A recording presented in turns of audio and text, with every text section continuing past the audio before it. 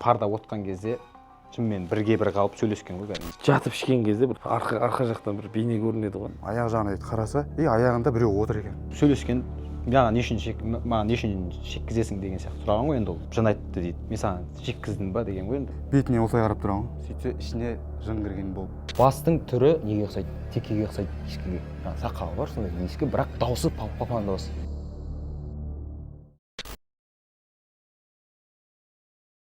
Бәріне сәлем достар, сағат түнгі 2, ал сіздермен бірге Қорқау подкастының кезекті шығарылымы. Бүгін бізде қонақта Нұрсұлтан Мейірбеков және де Ғани Беркінбай ағаларымыз келіп отыр. Қош келдіңіздер. Ассалаумағалейкум. Ассалаумағалейкум. Қош көрдік. Жігіттер, ассалаумағалейкум. Төбелеседі адам сияқты. Жігіттер, ассалаумағалейкум. Ассалаумағалейкум. Қалдарыңыз қалай, жақсы ма? Күшті. Өзім қазір азартликтің предпоказдан шығып келе жатырмын. Шын айтайын, кино 10-да 10 баға беруге болады. Актерлік состав өте әдемі. Жалпы бізде өздеріңізде не жаңалық кино туралы айтып жіберсеңіздер бір ауыз сөз. Енді бүгін шыққанға дейін біз көрдік енді бір шама, бірақ өзі шыққанға дейін андай болып жүрдік қой, толқу үстінде бір үйлену тойы болатын адамдар ұқсап жүрдік қой. Бүгін әйтеуір келіп киномызды көріп, достарымыздың, бауырларымыздың көңілінен шықты, алматылық жалпы қонақтарымыздың. Соған риза болып отыр. Енді өзіміз де толық көрмегенбіз негізі. Звукпен, музыкамен бүгін көрдік, композициямен өте керемет. Сол үшін осы Азартник фильміне қатысқан барша командаға алғысымды айтамын. Закулисам жүрген, түскен адамдарға да барлығына көп рахмет. Бұл бір адамның емес, команданың жеңісі. Бүгін жеңілдеп отырық. Сіздерге де рахмет. Осындай мән мағыналы, яғни қазір жастардың көбінің басында болып жатқан дүние ғой, азарт деген. Актуальный тема болып жатқан. Көбі, может, ол киноны қарап, азарттарын доғарар. Құдай қаласа.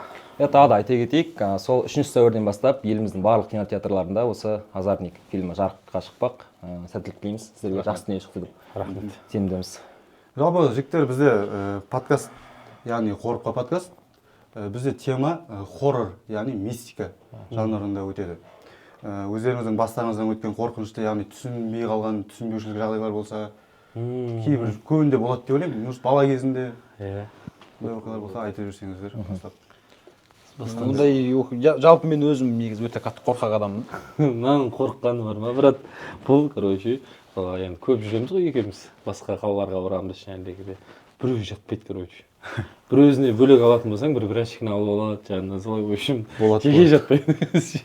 Өзім жатсам, как будто менің жанымда біреу жүрген сияқты сезім болады, короче. Жалғыз емес сияқты. Сөйтіп, как будто қазір ұйықтап қалсам, көзімді ашып қалсам, тура алдымда тұратын сияқты, сондай сезімдер болады. Сондай кездер болады, қорқыныш жалғыз өзің қалсаң сәт. Енді баяғыда бізде ауылда 9-шы класс бітірдік біз. Сөйтіп тағын 9-шы класс бітіріп, біз көлдің жағасында қыр бар. Сонымен көлдің выпускной сияқты вечер істедік. 9 бітірген. 9 бітіргеннен кейін көлге 95 деп дәу қазып жаздық, короче. Сөйтіп ішіне отындар тастадық тағын. Жағамыздан жерде дәу 95 деген жазды. Суретке түсеміз бәріміз. Сөйтіп жүрдік, суретке түстік, күшті сонымен күндердің бір күні сол суреттерді қарап отырмыз ғой балдармен. Бір суреттен мынандай байқаймыз ғой. Еще көшеде отырмыз, алыста. Мынандай сурет байқаймыз ғой, короче. Мынау тұрған мен. Экранға шығарамыз. Отырған мен, мынандай сурет байқаймыз ғой, короче. Жуткий да, слышкім қараш? И сонымен көреміз сол жерде шошимыз бәріміз. Шошитындай сурет. Шошитындай. Мен балдардың барлығы ауылдың бір шетінде тұрса, мен бір өзім қайтам ауылдың бір шетіне ше. Бір өзім келгем. И барғанша кәдімгі білетін сүрелерім, калима бәрін айтып үйге жетем. Сөйтіп, содан кейін ауылда андай басталады ғой. Балдардың, жас балдары, сондайлар асылып қайтыс болып басталады ғой. Суицид жасап. Суицид. Біреу қайтыс болады, еще ара суымайды, бір аптадан кейін біреу асылып болады, аман қалады, сондайлар көп болды ауылда. Енді ауылдың адамдары, көрші ауылдыңкілер осыған байланыстырды. Енді қаншалықты байланысы бар жоғын білмеймін. Бірақ осыдан кейін жалпы жүрегім мындай сол нәрсеге қатты сеніп, шайлып қойғамда. Бір өзім қалсам қатты қорқам. Бір жерде кетіп бара жатқан кезде тақырлаған нәрсені. Атау үйде туалетке баратын кезде қорқам ғой ше. Өз-өзімді әрең дегенде жұбатып тез барасың да жан-жағыңа қарамай шығып кетесің. Сен мен бүйтеді деймін ғой өзінше. Енді былай жата бересің ғой бір өзің. Бұл сондайдан не істейді? Шынымен қорқатындай екен бірақ. Иә, мына сурет ё-моё. Опасный сурет екен. енді менің ойымша түтіннен болған деп ойлаймын ше. Түтін бүйтіп ұшып барады. Бір бейне бір силуэт шығып тұр ғой былайша айтқанда. Бір адам бейнесі шығып тұр ғой, иә. Барсай бейне ғой анау. Мужика мұрны, аузы барлығы. Мына балаға қарап тұр ғой. Осы бала, прикинь, қазір врач десе. Қазір жоқ деген сияқты. Жалпы сондай историям болған менің өзімнің. Содан бері сондай бір Қорқыныш бар бойымда. Былайша айтқанда бір травма сияқты болып қалды ғой. Ескі травма. Ауыр ғой. Ауыр. Рустам аға өзіңізде қандай историялар? Менде ма? Мен енді шынымен қатты бір шошынған кезім болған. Бізде бір дос баламыз бар, ортақ танысымыз, біздің продакшнда жұмыс жасайды. Сол енді андай қатты қорқынышты емес енді негізі саналы түрде былай шошиды ғой енді ұйықтаған кезде. Сөйтіп естіп жүремін да бір күні Жақсылап айтпаса ұйқы сұрайды. ұйқы сұраған кезде андай айқайлайды, шыңғырады. Сөйтіп бір күні бір коттедж алдық біз өзіміз командаға. Өзіміз тұрдық сол жерде. Балдар басқа бөлмеде, мен өзім постоянно бөлек жатады, маған естіген екен ше. Өзіммен телефонмен сөйлесемін, ары бері соны қойшы деймін да, бөлек жатамын. Өзім жалғыз жатқанын ұнатамын негізі. Сөйтіп жалғыз жатамын, сөйтіп бір күні сол жайлығы дос бала келеді. Родной, мен осы жаққа жатты. Давай деймін. Өзіміз съемкадан шаршап келгенбіз. Сөйтіп ұйықтап жатқан кезде шыңғырады ғой. Сөйтіп шыңғырып еңбектеп маған қарай келеді ғой. Мен дуалға қарай жатырмын да.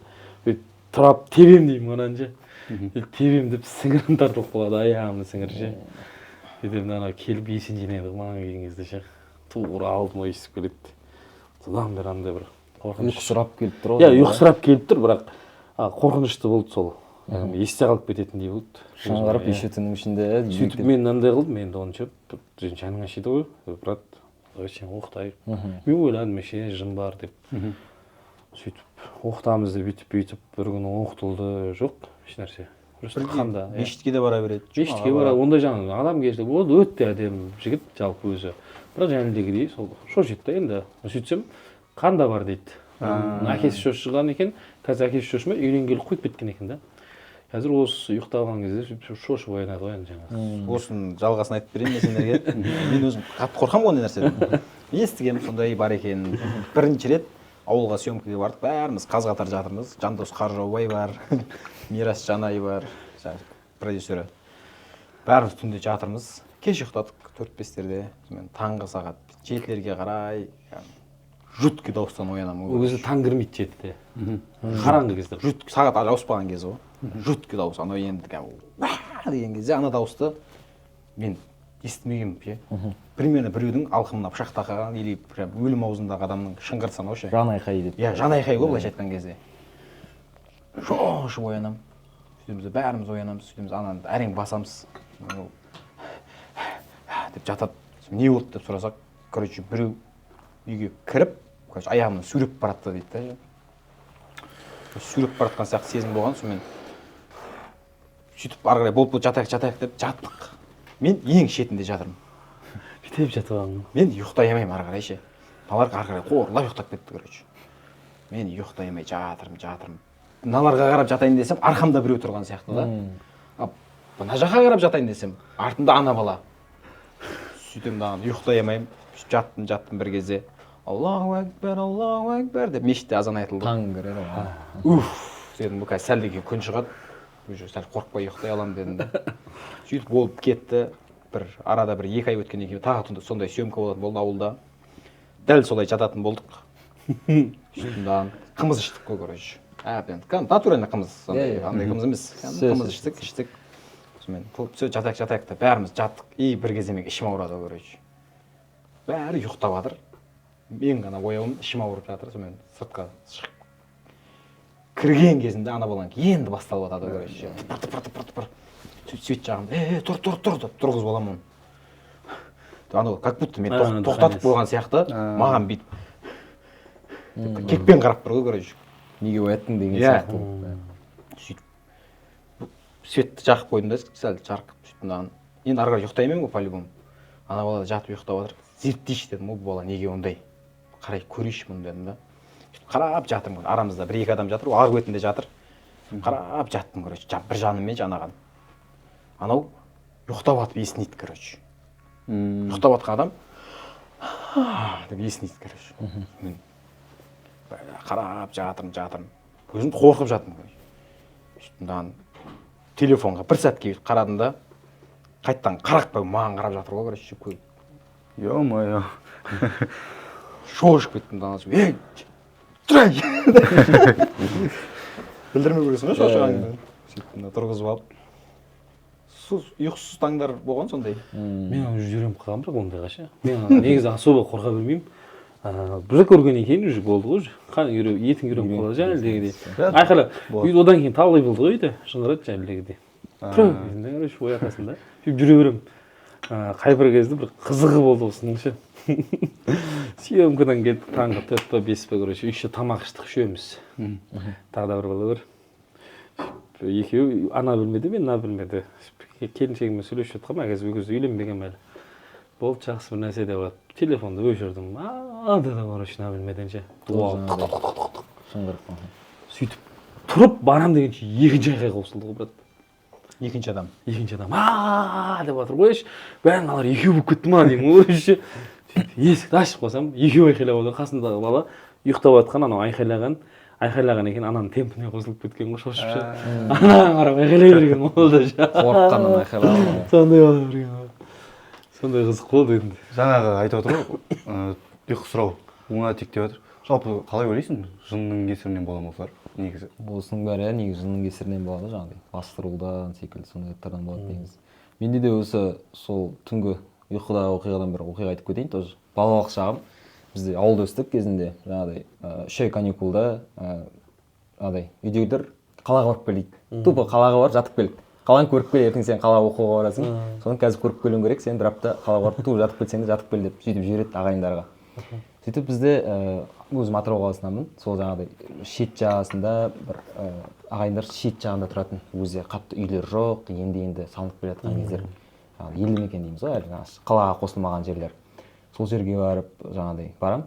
Сол бір күні сөйтіп кішкентай кезім, балалық шағым ұйықтап отырамын. Бір кезде жаңағыдай папаң дауыс шығады. Бізде андай тәрбиеде өстік, батя алыстан келген шагын естіп атып тұратын кездер ғой. Айқайлайды, Нұршат тұр, тез кетеміз ауылға. Тез киін дейді ғой. Ештеңе алмай-ақ қой, тек өзің киіміңді алып кет дейді. Бүйтіп есіктен тек бас шығып қарап тұр да, комнаттың есігінен бас шығып қарап тұр. Бастың түрі жаңағыдай неге ұқсайды? Текеге ұқсайды, былайша айтқанда, ешкіге. Сақалы бар сондай ешкі, бірақ Папаң даусымен. Дауысы папаң дауысы. И мен оның түріне андай бір назар аударып тұрған жоқпын, бір түрінен бір подвох көріп тұрған жоқпын. Ол басқа адам емес қой деген сияқты емес, папа деп ойлап тұрмын былайша айтқанда. Сөйтіп жаңағыдай папа айтқасын енді жаңағыдай болды деймін де атып тұрамын да, тек апыр-топыр футболкам, жаздың кезде футболкам шорт киім кигемін де атып шығып кетемін ғой комнаттан шығамын да бүйтіп жайлап жаңағыдай коридор болатын ұзын, сонымен кетіп баратырмын. Жайлап баратырмын. Содан жаңағыдай ең шыға берсе есікке жақындаймын. Жаңағыдай темір есіктің іші бүйтіп тарс етіп құлыптанады. Дауыс шығады да бүйтіп, ашқан жапқан сайын. Соны ұстаймын да есікті тарс ашқанда оянып кетемін де, понимаю, мына жерде тұрғанымды өзім. Енді как будто бір андай не өзім бір тұрыстап алғам, білдіртпеуім керек былайша айтқанда. Мен оянып кеткенімді біліп қалмау керек деген сияқты бір өзімде сондай не бар. Осылай қатып тұрдым да жаңағыдай жайлап мен не істеуім керекпін. Айқайласам тағы біртүрлі болатын сияқты. Жайлап түрлі мен артқа қарай, комнатқа қарай жүремін ғой жайлап. Жайлап жүріп, артымнан бірдеңе келатқан сияқты өзімде сезім болды сондай.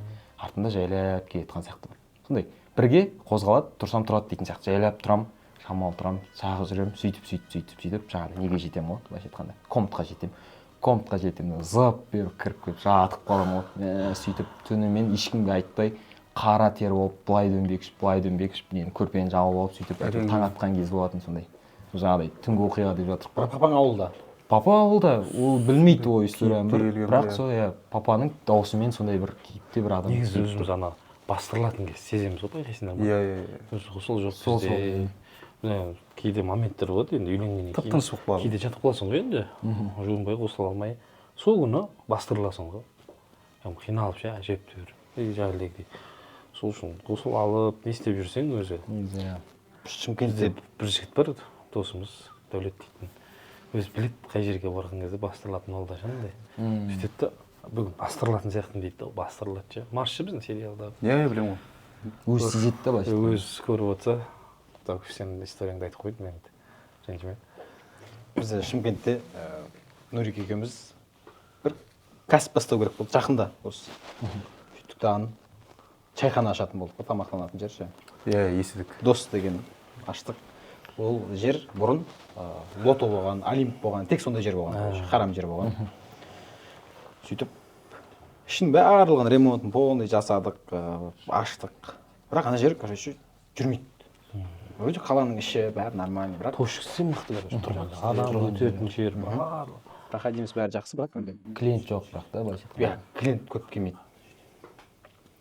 И сол кездерде андай сезім болды. Бізде светті екінші этажға қойғанбыз ғой.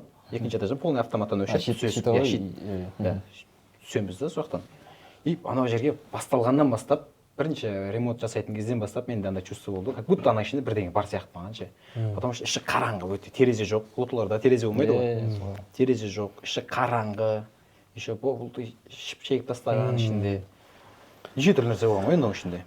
Сөйтіп басталғаннан бастап менде сондай чувство. И бір өзім барамаймын ана жерге ше. Күндіз болса да барамаймын, кіре алмаймын. И ашылдық сөйтіп жүрген кезде ана жерде мен қарап жүретін болдым. Ең соңында полный бәрін қайтарып, светін өшіріп, құлыптап қайтамын мен. Бір өзім барып төбеден светті өшіріп, түсетін кезде уже өшіргеннен бастап, как будто жанында бір 15 адам жүрген сияқты. Құлақ жауып, дем алып жүрген адам сияқты ше. Тез жүгір басына қарай түсесің. Или біреумен барасың обязательно свет өшіруге ше.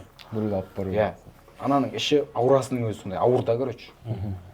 Сол жер сол үй жүрмеді, короче. Менің ойымша сондай харам болған жерлер, қанша Құран оқысаң да біреудің андай біреудің Бізде наласы кеткен жерлер ғой енді. Қарғысына алған жерлер ғой. шыны керек негізі ше, дұрыс айтып отыр ше. Сол жерде істедік енді. Ниет андай болды, Құран оқытамыз. Енді дұрыс нәрсе ашып отырық қой, жүріп кетеді деп ойладық та, брат. Ерекше оған дейін, Аллаға шүкір, жағдай жақсы болып, Каспийде бір артық 5-6 миллион, 10 миллиондай жүретіндер кездер еді ғой негізі. Сөйтіп сол нәрсені бастадық. Шыны керек, өнбедік қой. Еш нәрсе жүрмей кетші. Сол жерімізді өнбеді. Мына аяқтағы творческий дейміз ғой енді. Аяғымызды ақсадық. В общем, тек тығырлыққа тірелдік қой сол жерде ше. Әлдегі енді Киесі бар. киесі болғанда енді әлдегі не деп айтамын мен онша, әлдегі адамдардың қарғысы алған жер ғой енді. Иә. Ставка, темекі, арақ ішіліп, барлығы болған жер ғой енді жерше. Негізі қарғыс деген нәрсе бар нәрсе ғой енді. Біз енді оны өзіміз жүргізе алмадық деп ойладық қой енді. Біз мына жаққа көңіл бөліп кеттік сериалға неге, өзіміз басында күш қатып болмадық. Сөйтіп басқа біреуге берейік деп сатайын десек уже андай уақыт тіреліп тұр. Сөйтіп готовый бизнес қылып жаңағыдай ойнаттық. И ұтқан адам ұтып алды. Ол да бастап жүргізіп жүрді. Жақсы жүрді ғой еще. Бастап жақсы жүргізіп келе жатты да бір күні ойладық қой сол кезде, брат, андай өзімізден екен деп ше. Біз екен ғой. Біз екен ғой деп ойладық. жүргізіп жүрген кезде ана кісі бір күні плотно косякқа кірген ғой, короче. Курьері бір Інісі ғой енді. 200-каны ма соғып алған. Оған бір 2 миллионға ма қарызға кірген. 6-7 миллионға. 6-7 миллионға қарызға кіріп, ана жерге салған ақшасы бар, ол да қораға кіріп кеткен ғой, короче. Ана жер тек харамға ғана арналған жер сияқты да ше. Как будто сондай болып тұр ғой. Енді же Ұстап басына соғу керек. мекен етіп алған дейді ғой енді. Ол сондай болады ғой өздері. Как будто бұл жерге ондай нәрсе сендер істемеу керексіңдер. Бізді қуып, андай нәрсені шақырып тұратын сияқты да олар ше. Сондай жаман, харам нәрсе істейді. Сондайлар келсе ғана рахаттанатын сияқты. Ондайдан негізі былай өзім қорқа білмеймін мен қатты ше. Көңілге алмаймын ондай көп нәрселерді ше. Әлгідей моменттер болады ғой. Өзі. Енді мысалға қандай бір ситуациям болған, мен бұрын пада баққам әкеммен бірге. 5-6 жыл ауылдың падасын бағатынбыз. Пада деген сиырлар. Сиыр, короче, падасы, білесіңдер ғой енді. Сөйтіп кешкісін сол ораза уақыт енді өзі медресе оқып жүрдік. Андай қорқыныш деген сол кезде жоқ болды. Негізі кішкентайында қатты қорқатын. Медреседе оқыдыңыз ба?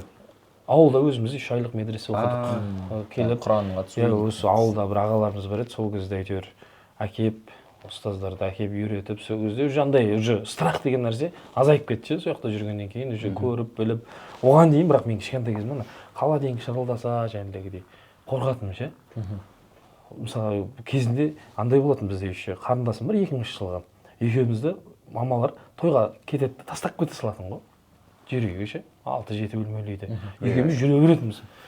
Сол кезде анда сықырлардан қорқып сондай нәрселер бар еді да. Кейін медреседе жүргеннен кейін оқыдық, білдік, көрдік, қорқыныш деген жоқ болып кетті ғой. Сөйтіп сондай бір моментті падабаға жүрген кезде оразаның уақытысы мал жоғалмайды, короче. Ана көлеңкелеп кетеді ғой. Оқалақтың уақытысында ыстық уақыт. Сөйтеді да таппай қаласың ғой соны жаңағы. Көніге әкем қалып кететін өзі. Іздеп мен паданы айдап кететінмін да. Сол кезде айттым, мен папа сіз айдап кете беріңіз, короче, мен өзім іздеп.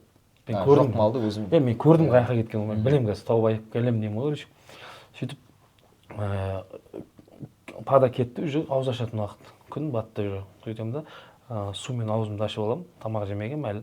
Сөйтіп талдардың арасында, таудың етегінде, короче, орман ғой, былайша айтқанда орман деп айта алмайсың енді. Ағаштар көп жүреді. Тоғай ол. Таудың етегі бір. Аң-паң кездесе беретін жер ғой негізі.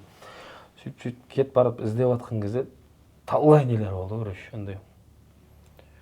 Біреу бүйтіп қарап тұратын сияқты болады, сықыр. Ана ойлайсың бір нәрселер жүр деп ше енді. Бірақ көрініп жатыр ғой, короче, көзге ше андай нәрселер. Қалай айтсам екен андай. Болады ғой бір көзге елестейтін нәрселер. Сондай нәрселер қайта қорыққан қос көрінеді деген. Су таусылған сөйтіп арықтан бұлақ тұр да. Өзім постоянно ішіп жүретін бұлақ қой. Сөйтіп жатып ішкен кезде бір арқа жақтан бір бейне көрінеді ғой андай. Қорқынышты бейне ше. Дальше жалғастыра бердім андай ше. Қорықпадым, короче, ондай нәрселерден ше. Үйреніп алған бір білім алғаннан кейін андай страх жоқ болды да. Вот кейін мысалға уақыт өте келе уже намаз оқымай, иман әлсіреген кезде андай пайда болды. Қорқыныш көбейе берді. Сықырлардан қорқа бастайсың, жаңағыдай көзге көріне бастайды. Соның бәрі жаңағыдай ойлаймын мен түбі сол дәреттен деп ше. Иман әлсіреген. Өйткені өзім мен көзім жеткен нәрсе де енді. Ілімім мықты емес енді. Бірақ әйтеуір бір оқып, біліп, үйреніп жүрген кезде қорқыныш аз еді. Ал наоборот, кейін наоборот былай оқымай сондай боласың ғой. Иә. Жүріп қоясың былай. Сондай моменттерде көп елестейді ғой көзге. Бастырылу көп болады, қорқыныш көп болады. Соның түбінің бір себебі бір кішігірім менің пікірім енді бұл. Сол дәретсіз, жәлдегідей кәлимасыз жүргеннен деп ойлаймын. Өйткені сондай моменттерде көрінеді. Қорыққанға қос көрінеді деп айтады ғой. Иә. Сол кезде бірақ вообще қорықпағам ше, бірақ таудың етегі жүрмін, су ішіп жатқан кезде бүйтіп жатып ішесің ғой. Иманыңыз мықты болған. Артыңда бірдеңе көрінді брат, кәдімгідей ше андай бір. Қарамадың ба ма? Судан көріп тұрсың ғой брат. Мына жаққа қарап отырмын, артқа бірдеңе көрінді ме деген. Артқа қарау уже опасный ғой кезде. Судан қарап тұрдым да, дальше іштім да, тұрдым да, кәлимамды айттым да, кете бердім. Ондай уақытта қараудың өзі не болып қалады бір Қалай ол? Бірдеңе көресің дағыны. Бүйтіп қарамайсың ғой енді сәл. Енді өліп қалады сол жерде ше. Сол кездерде вообще өзім таң қаламын соған ше, сол ситуацияға. Вообще андай бір страх болған жоқ сол кезде. Еще күн батып кеткен кез ғой примерно. Күн батып ауыз бекітілді, ауыз ашатын уақыт қой. Үкілер шығатын да? Үкілер шығатын уақыт. Иә, солай. Еді. Менде бір оқиға бар, тыңдасаңыздар. Медреседе оқитын досым жайлы, туралы өзім. Былай болды. Медресе 9-шы сынып оқиды. Медреседе оқып жатқан бала. Общагада ұйықтап жатады. Примерно сағат түнгі 3-терде ме аяғы ұйып оянады ғой. Сөйтіп оянғанда аяқ жағына қараса, аяғында біреу отыр екен. Аяғында ауыр. Сөйтіп телефон жанынан алып фонаригін жағып қараса, медреседе тоже оқитын, танитын 6-шы сыныптың баласы кішкентай. Сол аяғына келіп отырып алған. Сәл қорқып кетіп, сәл кішкене бұзақы болады, кішкене бұзықтау. Сөйтіп теуіп жүрген ғой, кетей деп. Сөйтіп теуіп жүрген кезде ана шыңғырып, комнаттың бөлменің есігін ашып, коридорға жүгірген ғой, қашқан ғой теке. Қатты дүрсіздігі жүгіріп, сөйтіп бөлмеге қайта жатып қалған. Енді қайта ұйықтап бара жатқанда, жаңағы келген ана обратно жүгіріп келген кер. Обратно жүгіріп келіп, бөлмесіне кіріп, бетіне осылай қарап тұрған ғой, полный. Сөйтіп сол жерден қорқып, қайтан қуып жіберіп, айқайлап, светті жағып, полный балдардың бәрі оянып түгел. Жаңағы бала ұстатпайды дейді. Әрі қарай қашады, екі ортада. Енді ұстайын дегенде уже өтіп кетер еді екен. Сөйтіп бағанағы ұстаздарды шақырып, іштегі оятып, сөйтіп оқып, оқитын сүрелерді сөйтіп ұстап, сөйтсе ішіне жын кірген болды. Ішіне жын кірген екен сол баланың. Сондай оқиға болған. билесиз. Жалпы өздеріңізде болды ма? Таныстарыңызда жын кіріп кеткен. Жын кірген болғанда енді жаңағыдай суицид барлығы жыннан болады негізі. Бағана басында айтқан ауылдағы жағдайда менің бір досым бар. Сол жігіт асылып бірақ аман қалды. Короче, бір күні бірдеңе бүлдірген ғой енді. Сөйтіп үйіне шілдеде күн ыстықта. Менттер келген үйіне. Папасының сөйлескен, осындай балаңыз осындай бүлдірді деп. Папасы баласын шақырғанда ұрысқан ғой, боқтаған. Біз жақта жестко боқтайды ғой. Боқтағаннан бар кригы деген ғой енді. Мен өзім сөйлесем, кригы деген. Енді ұрыс естіп уже андай негізі өмірден түңілген кезде, сондай кезде қатты әсер етеді ол нәрсе негізі. Депрессия сияқты. Иә, сол кезде анау енді. Білмеймін енді қатты тиген болса керек сөздері, нелері сөйтіп үйіне қарай кіріп бара жатқан кезде қора жақтан аппақ бірдеңе көрінді дейді. Өзі айтып беріп жатыр бізге кейін. Аппақ бірдеңе көрінді тағын шақырды дейді. Кел деп. Уже андай сол жерден бастап санасын жоғалтады ғой адам ше. Сондай сезім болды да. Анаң айтқанын тыңдап бара бердім дейді. Барып едім, кәдімгі қолыма жіп берді дейді. Жіпті кәдімгі асылатын адамдар болды да дейді. Тура сондай қылып байладым дейді. Негізі байлап білмеймін ондай қылып дейді да. Сондай қылып байладым дейді өзі ше. Сөйтіп андай неге төбеге салып енді кеткен кезінде оған қатты асылып қалуым керек жоқ, просто мойнына жіп түсіріп бүйтіп батареяға асылып қалып жатқандар да бар ма негізі. Батареяға байлап өліп қалып жатқандар да бар. Сөйтіп сол кезде мамасы үйінен шығып көріп қалғандағыны бірден пышақ алып шыққан. Негізі оны шешіп алуға болмайды, бірден пышақпен кесу керек дейді ғой. Үзіліп түсу керек жерге. Пышақ алып келгеннен соны кесіп аман алып қалған. Ана баланың өзі кейін айтып беріп жатыр бізге. Иә, азғырып көрініп. Жалпы жаңа ақ бірдеңе deyapsiz ғой. Жын деп. Негізі көбінесе қорқынышты сериал фильмдер мысалға астрал дейді, тағы қорқынышты нелерде соның бейненің бәрін художниктер жасайды ғой мысалға. Соның барлығы шынымен жынның бейнесі екен негізі. Кез келген адам мысалы ойдан мысалы сіз сурет салсаңыз да, ана жынның сурет салсаңыз да, ол шынымен кәдімгідей жынның бейнесі. Әртүрлі кейіпте келеді. Мүйізі бар дегендер. Иә, соның барлығы мүйізі бар деген сияқты. Ондай историялар өте көп негізі ше. Ойдан шығарылмаған негізі. Андай нәрсе ғой. Енді осы әңгімем үшін әке-шешемнен кешірім сұраймын, бірақ өзім андай бір мифиске жаңағыдай шөп деген нәрсеге өмірімде қызығып көрмегенмін. И ондай не істейтін адамдармен араласқым да келмейді негізі ше. Сөйтіп енді өмірді бір рет көру керек қой, енді бір іште қалып кетеді ғой. Сөйтіп өмірімде бір рет шөп шегіп көрдім ғой жаңағы. Сөйтіп сол кездегі ситуацияны айтып берейін жаңағы. Сөйтіп келіп жаттым түнде. Жібермейді ғой. Түсінбейтін едім ғой, жібермей жатыр. Соны өзім басымнан өтті сол кезде. Короче, өзіңнен шығып кетесің ғой, брат. Жатасың да бүйтіп. Біреу бейнең, короче, жүреді ғой сенің. Қарапайым мысал. Бүйтіп мен осы жерде отырсам, 70 метрдегі әңгімені естіп отырасың ғой, қатты ше. Сыбырлап сөйлескендерін естіп отырасың. Сол кезде ұйықтап жатырмын да, короче, андай болды ғой. Есі құлташ деймін ғой, келіншегімді есі құлтап қойып жүгіріп барып. Жақында ғой значит. Иә. Біраз болып қалды. Келіншегім деген қарағанда. Иә, келіншегім бар кез ғой енді. Бір келіншегім оны ойламаған ғой вообще. Келіншек есік жауып жүрдім, есік барып құлтайды. Құлташ деймін андай бір. Өзімнен өзім паникасында қорқып жатырмын короче. Қорқыныш короче андай. Біреу өзім мысалға ана жерде біреулер ойнап күліп жатыр ма? Қарғап тұрамын анағанша. Неге мен жоқпын араларында депші. Как будто өзің өліп қалған сияқтысың ғой вообще. Сөйтіп андай тілек болды короче. Жатырмын бір. Бастырылып қалсаң енді бір тұрып кетесің ғой. Сонау уақыттан кейін. Ана ұзақ болып кетті короче ше. Ұйықтап жатырмын, бірақ өзім оянмын короче ше. Ұйықтап жатқанын білемін кәдімгідей. Қорлап ұйықтап жатырмын. Тәнің ұйықтап жатыр, жаның ұйықтап жатқан жоқ. Иә, тәнім ұйықтап жатыр, бірақ өзім қорлап ұйықтап жатқанымды сезіп жатырмын короче. Бірақ өзім оянмын ғой короче. Сол кезде андай бір не болды ғой.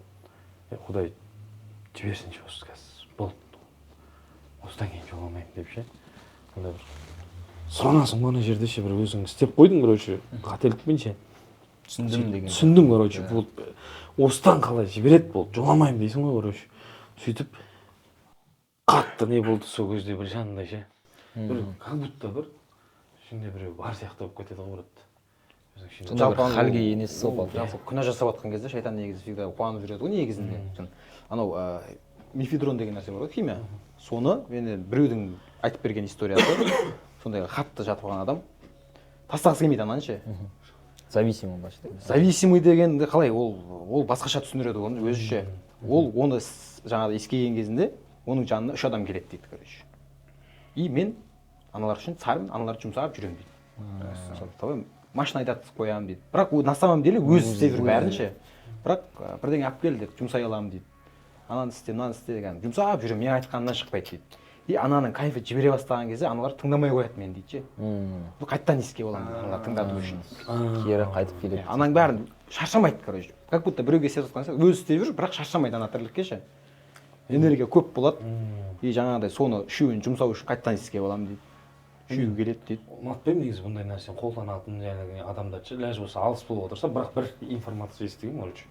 Жәлдегі бәле бар ғой, мефедрон дейтін нәрсе. Негізі бұны басқа елдерде адамдар емес, адам ғой енді, ғалымдар, сондай адамдар қолданады екен да бұны. Дейді, сондай естіген мен де. Короче, ол негізі мефедрон деген 4 сағаттан кейін әсер етеді екен ол адамға.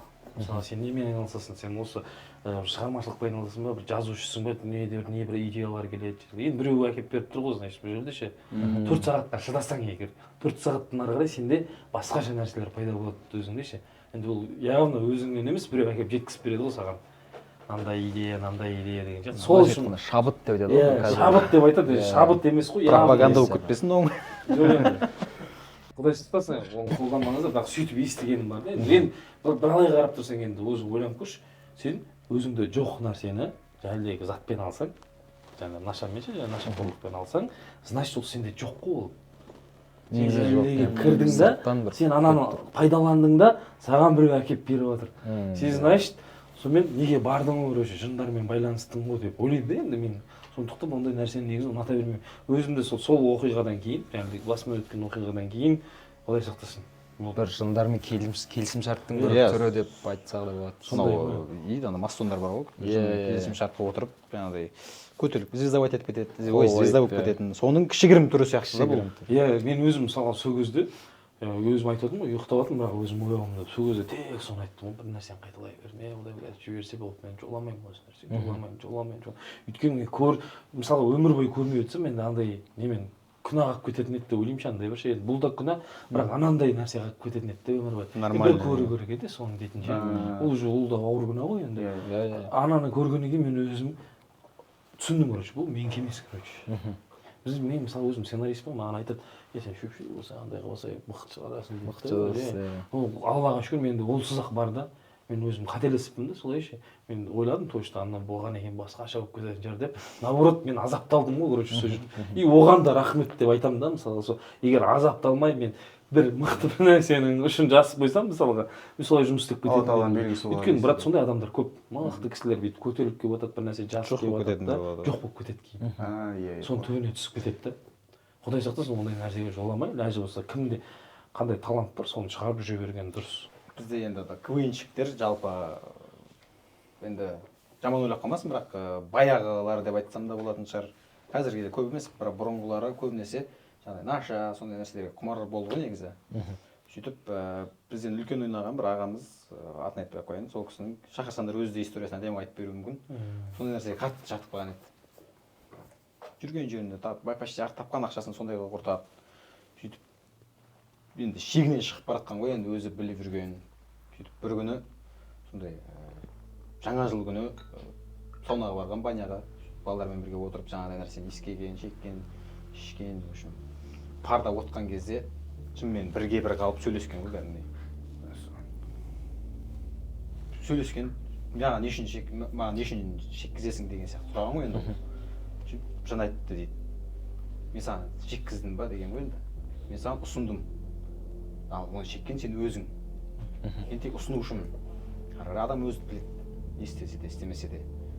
Тек өз жынмен сөйлесіп, кәдімгі сол жерден шоковый состояниемен шығып, содан бастап қазір 5 уақыт намазда дұрыс жолға түсіп кетті ғой қазір ше. Өзінен сұрасаң енді әсерлеп айтып береді ана кісі. Жалпы солай сөйлесуде болады екен да. Жынмен сөйлесу. Белгі дейсіз ол жаңағы. Иә.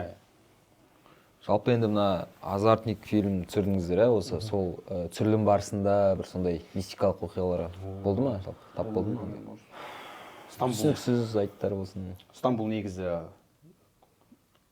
ислам дінінің мемлекеті ғой негізі, бірақ Стамбулда түсірдік. Сол кезде барған кезімізде байқағаным Стамбулда, жалпы Турцияда үлкендер ғана екен дінді ұстанатын. Жастар көп емес, өте аз. Бізде Құдайға шүкір жастар мешітке көп келеді. Ол жақта жастардың көбісі атеист болып кеткен, дінге, Құдайға сенбейді. Сондайлар да. Андай немен киіммен қыздар темекі шегіп жүре береді, татуировка бәрінде сондай, в общем, сөйтіп былайша айтқан кезде сәл діннен алыстап кеткен сияқты маған. Сөйтіп бір күні съемкада жүрміз, жаңағыдай подвалда болатын болды сахна. Сөйтіп Индира екеуміздің сахнамыз, Индира келіп мені ұру керек, сондай жер болып жатыр. Перерыв болды, короче, уже шықпай жатыр сахна, эмоциональный сахна тұғын. Перерыв болды. Сөйтіп команданың бәрі сыртқа шығып кетті. Индира екеуміз қалып кеттік подвалда. Анан іші қараңғы қылып істеп болған ғой. И бір кезде Индира екеуміз сөйлесіп отырдық. Индира басқаша әңгімелер айта бастады да маған ше. Короче, ана басқа Индира. Күнделікті сөйлесіп жүрген Индирадан басқа. Подозрениемен қарап отырамын да, жалап төменге қарасам, аяғы тұяқ десең.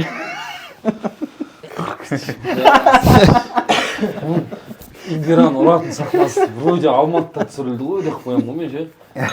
Миым жұмыс істемей ше. Ойнап айтатын. Ондай болған жоқ. Қандай сақтасын. Жалпы Стамбулда сондай Жалпы Стамбул сондай екен менің өзім көз қарасымда. Діннен алыстап бара жатқан сияқты. Біздің қазір түсіріп жүрген азартник киномыз, енді жалпы енді өмірде әртүрлі адам кездеседі ғой. Біреу мысалға жәлдегідей ауырады, біреу жәлдегідей қандай айтсам болады, небір мысалдар бар ғой. Біреу азартник болады да.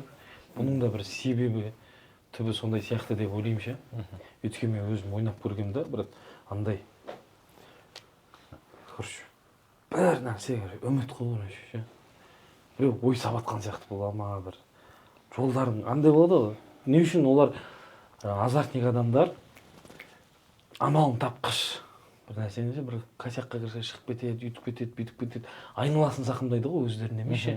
Олар өзі вроде әбден киініп алады, бәрі нормально.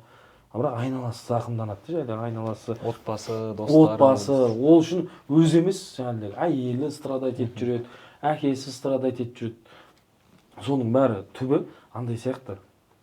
Шәріппен байланысы бар сияқты деп ойлаймын да. Өйткені, мысалға қараш, қадалып қалдың да, сонша ақшаңды. И думковать етіп отырасың да. Өмірде мысалға басқа бір проблема келсе, до конца думковать етіп отырасың. Шешімін таппайшы. Ал андай моментте ставка тігіп қадалып отқан кезде андай момент болады. Амалы шығып тұрады, короче. Бір тосыңнан бір идея келіп тұрады, не істеу керек. Подсказка жетіп тұра ма? Подсказка келіп тұрады, короче, айналаңнан ше. Бүйтсей, анаған звондасай, мынаған звондасай, короче, амалы тез тауып кетеді бір. Сен реально қадалған ақшаны көп ақша тауып аласың ана уақытта ше. Соның түбі осы нәрсеге байланысты сияқты деп ойлаймын. Енді қазір көп сана емдеу орталығына апарып жатыр, не апарып жатыр. Мен өз басым, мен ше, шыны керек кешірсін, жұмыс істеп жатқандардың барлығына қарсы емеспін. Бәрі жұмыс істесін, бірақ ондайға қатты сене бермеймін ше. Лучше молдаға барған дұрыс сияқты меніңше. Сол азартпен зардап шегіп жүргендер бір оқылбаған зияны жоқ қой өзімізде. Сіздің айтып отырғаныңыз дұрыс. Дем салдырып тұрамыз жәлдегідей ше. Лучше осы азартпен жәлдегідей құмармен страдать етіп ауырып жүрген адамдар болса, чем басқа нәрседен гөрі молдаға бір барған дұрыс, өзі барған дұрыс ше. Оны біреу апарудың қажеті жоқ. Біреу апарса болды, сен өзің барған жоқсың ол жерге. Сен ішіңдегі шықпайды ол жерден ше. Ішіңдегі нелердің бәрі, айтқың келген нәрсенің бәрі ол жерде шықпайды. Лучше сен өзің осознать етіп, өз еркіңмен былайша айтқан кезде енді білмейсің сен ше, мысалға сен азартниксің бе, сен білмейсің, ішіңде бар ма, жоқ па. Сен өзің ойыңша сен идеальный болып тұрасың да, лучше өзің осознать етіп, ешкімнің айтуынсыз, дос баламның айтуынсыз, әйелімнің айтуынсыз өзің баршы молдаға. Өзің барып, осындай дем салып беріңізші, маған көріп беріңізші деп айту, ол бірінші қадам сен өз-өзіңді жеңуге деп ойлаймын. Азарт негізі емі жоқ дейді ғой, негізі емі санамен келу дейді, саналы түрде. Осознать ету керек қой енді. Мынандай нәрсе бар да, енді осознать етесің, барлығын қоясың, бәрі реттеледі да, тірлігің бәрі реттеледі да, бір күні қайттан бір сондай тақырыпқа тірелесің, сөйтіп сыналасың ше, сол нәрсемен ше. Бір неден шығу үшін сол керек болып тұрады, соны істесең, как будто болып кететін сияқты болып тұрады. Кететін сияқты. Мысалы, психологтар жаңағыдай жын деген нәрсе вообще жоқ деп ойлайды. Психологтардың түсінігінде кез келген нәрсе адамның психологиясында шизофрения деген ауру дейді. Жаңағыдай нәрселерді сол жөнінде бір кісімен спорға келдік, бірақ енді ол кісі өз ісінің маманы ғой, енді психолог қой. Бізде енді дін жағынан білім аздау. Ана кісіден енді жеңілгендей болдық. Ол кісі ана енді теориялармен дәлелдеп береді да, ғылыми. Біз енді ана дінге қызмет етіп жүрген адам болмағаннан кейін ұтылып қалған сияқты болдым да. Өздерің ойларың қалай жалпы? ұтылдым деуі енді сіз енді мойындағанның өзі не болып тұр ғой енді бұл жерде до конца кетпей өзің түсініп, мысалы мен мына нәрсені жақсы көремін да, ілімің жоқ, білімің жоқ болса, мен мысалы өзім білім жетпесе ол нәрсені айтпағанды дұрыс көремін. Қыстырылып қажет жоқ. Қыстырылып қажет емес. Сен брат, сен айтып отырып, жаңағыдай эмоцияға беріліп, дұрыс емес бағдар беріп жүрген. Мысалы қазір Аллаға шүкір ел көреді, жер көреді. Мен лучше өзім білім жетпеген нәрсені әлі кесіп айтпаймын ше, мынандай деп. Мен де қазір айтып жатқаным типа осы бар деп ойламаймын. Сияқты. Мен өзім енді осы салада жүргеннен кейін, осы нәрсемен айналысып жүргеннен кейін, мен өзім сөйтіп ойлаймын. Менің пікірім сөйтіп көрсе, егер барлығы жақсы болып кетсе, может айтар. Брат, сен сөйтіп айтып ғой, білесің бе, бір күн подкастын мен сөйтіп істеп едім, мен нормально болды, мен тастадым деп айтса, ол өзі дұрыс пікір болуы мүмкін. А былай мен айтып отқанға, ол сондай ішінде бар деп айтып отқан жоқпын. Сияқты. Ол кесіп айтудан аулақпыз енді бір нәрсені. Сол үшін өйткені қарапайым өздерінің барша айналаларында ойнап жүрген бар. Болды ондай. Болады. Қазір көп қой, болып жатыр ғой әлі. Қоғамның дерті болып тұр. Білмейтін қанша адамдар бар деген сияқты. Андай айтады да, Аллаға уәде беремін дейді да, енді ойнамаймын, Алла тағалам. Қайтып уже скачать дейді, қайтып кетіп тастайды. Сөзін естіп жатқанда өзім аузынан естігенмін, қасымнан айтып маған. Соға өте қатты дүнием барлығы. Мен осы көңіліме бір қатты бір история не істеді, осы жақын, осы бір апта, 2 апта бұрын бүйтіп үй жаққа келдік. Қасымда ерекең бар. Машинада отырмыз, бір бала келіп, жаңағы братан, сізбен әңгімем бар еді деді. Келді, дәлдеп кетті жаңағыдай ше. Өзіне бір нәрсе болды деп ойладым мен ше. Сөйтсем әлі ағам болсын осындай ойнайды. Жақсы кезінде бүйтіп жаңағы кәдімгі семьямыздың абыройын көтерген кісі еді деп ше. Жас бала, ағасы үлкен ғой енді, яғына. Маған қатты жүрегіме тиген енді ондай нәрсені көріп жоқ, ойнап жүрген адамдар, ауырып жүрген адамдар, өзімізді ойнап көрдік. Ондай нәрсені бәрін көріп жүрдім, маған ана інісінің эмоциясы кәдімгі ше, жүрегіме қатты батып кетті ше. Тірілдеп, андай шынымен жаны ашып айтып тұрды. Бір болады ғой өзі бір әңгіме айтып тұрған кезде жаның ішіне ананың состояниесін түсініп, өзімнен де басына өткеннен кейін ба, анау баланы түсініп тұрмын, көрші ситуациясын барлығынша. Енді осы біз қазір көріп жатыр, может шығып қалар осы себепкер болып, алдында білесің ғой, Қарекең айтып еді ғой. Бір нәрседен проблема болса, негізі байқасаң аят болып келеді саған дейді. Сол әңгіме мен өзім сене бастадым, бір проблема болып жатады да, саған сол аят болып келеді дейді. Ондай бар, иә. Мән берші дейді. Инстаграмда мысалы любой бірдеңе шығады видео. Ол бекерден бекер шыққан жоқ дейді да. Значит, сенде сол проблема болып жатыр, сен соны дұрыстауың керек. Мысалы, кейде мысалы қарыз болып қаласың ғой біреуге. Сол кезде мән беріп қарасаң, қарыздан құтылу сияқты дұға шығады да саған же. Жәндегідей. Сондай әр шыққан нәрсе, әр көрген нәрсең бекер емес. Сол сияқты айтқым келіп жатқаны ғой енді. Осы видео мысалы соның ағасына шығып қалар. Айтқым келетіні жәлдегідей.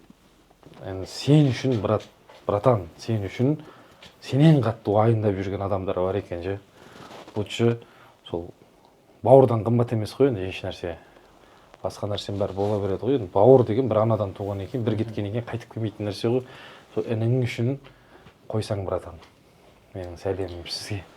Бәріміз дұғадамыз қойып кетсе екен. Бізде уақытта келіп қалыпты. Сіз бізде қонақта болған ағаларымыз өзіміздің Азартный фильмінің актерлары. Ғани ағам, Нұрсұлтан ағамыз. Сіздерге көп рахмет. Алтын уақыттарыңызды бөліп келгендеріңізге. Қазір осы предпоказдан шығып келіп жатқан бойы осы. Сол костюмшалармен. Бұйырса жуырда 3 сәуір күні Азартный фильмі жарыққа шығады. Қолдап бәріміз барайық. Өз-өзімізді қолдамасақ кім қолдайды? Жігіттер, сендерге де рахмет көп. Сіздерің алға бассын. Жақсы нәрсе екен ғой бұл. Жалпы адамның өтірік әңгіме айтып ақақу күліп кететін подкаст емес. Арғы түпкі мақсаты бар, адамға айтатын ойы бар екен. Сондықтан алға баса берсін. Рахмет. Қаралуларың көп болсын. Анандай нәрсе ғой, қазір өзі әңгімелесуден қалдық адаммен. Тек асығысып өтіп кете береміз ғой. Мына жерге келіп әңгімелескеннен кейін андай пайда болып қалды да іште. шынымен ойланып қалатын әңгімеңше не болып жатқанын, сол сияқты жұмыстарыңыз жүре берсін. Құдай қаласа мықты подкаст болсын. Ғани досым айтпақшы, күліп кеткеннен әйтеуір өйстіп жүре өзіне бір әңгіме айтып кеткен өте жақсы екен. Осындай подкасттар болса көп барып тұрамыз иншалла. Сіздерге де рахмет көп. Рахмет. Я, құрметті көрермендер, бүгінгі подкастымыз өз мәресіне жетті. Бүгінгі шығарылым сіздерге де көп рахмет. Комментарий жазып, осы өздеріңіздің бастарыңыз өткен осындай оқиғалар болса, комментария бөлісіп кетіңіздер. Біз қуана оқимыз. Лайк басып, каналға тіркеліп кетіңіздер. Колокольчикті басып қойыңыздар. Рахмет сізге.